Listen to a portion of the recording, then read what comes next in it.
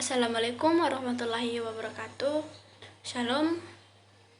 Perkenalkan, nama saya Angel Veniarti dengan NIM H052335 dengan nomor absen 15 dari PGSDD angkatan 2023. Nah, di sini saya sedikit menjelaskan mengenai menelaah kurikulum pendidikan di Indonesia.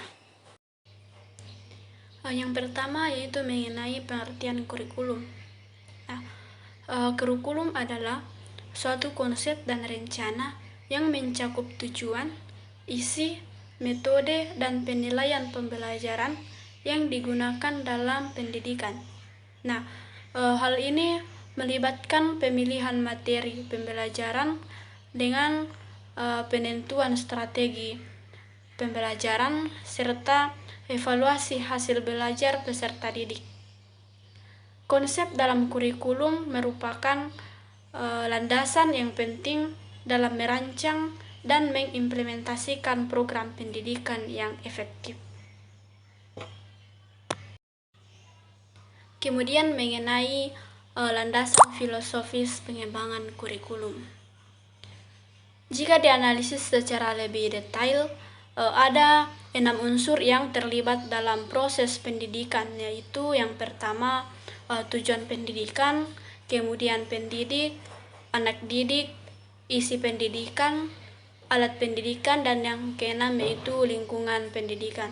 Nah, keenam unsur tersebut masing-masing memiliki peran yang sangat menentukan, dan oleh karenanya dalam merumuskan, mengembangkan, dan menentukan setiap unsur yang terlibat dalam proses pendidikan harus dilakukan melalui hasil berpikir yang mendalam, logis, sistematis, dan menyeluruh atau filosofis.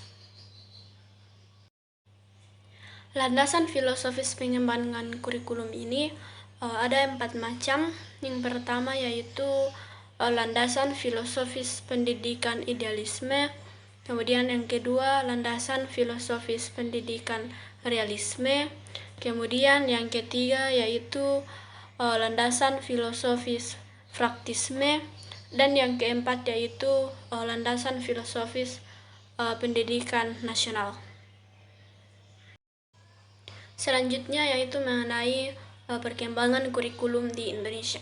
Nah, perkembangan kurikulum di Indonesia seiring dengan perkembangan sistem pendidikan yang ada di Indonesia. Nah, sejarah mencatat bahwa kurikulum yang berlaku di Indonesia yakni kurikulum 1947 sampai kurikulum saat ini yaitu kurikulum Merdeka. Nah, kurikulum tersebut mengalami perubahan-perubahan mengikuti perkembangan zaman dunia pendidikan yang semakin modern, dan tentunya karena faktor perkembangan zaman.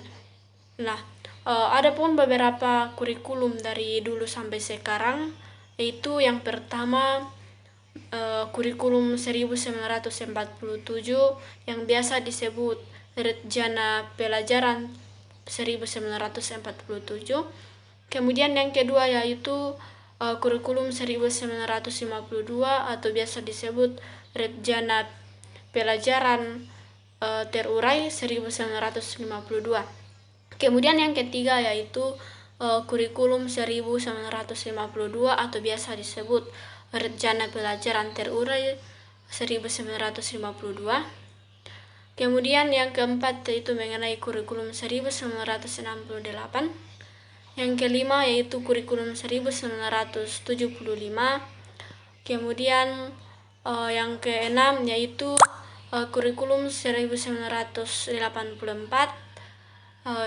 Yang ketujuh yaitu kurikulum 1994 dan suplemen kurikulum 1999.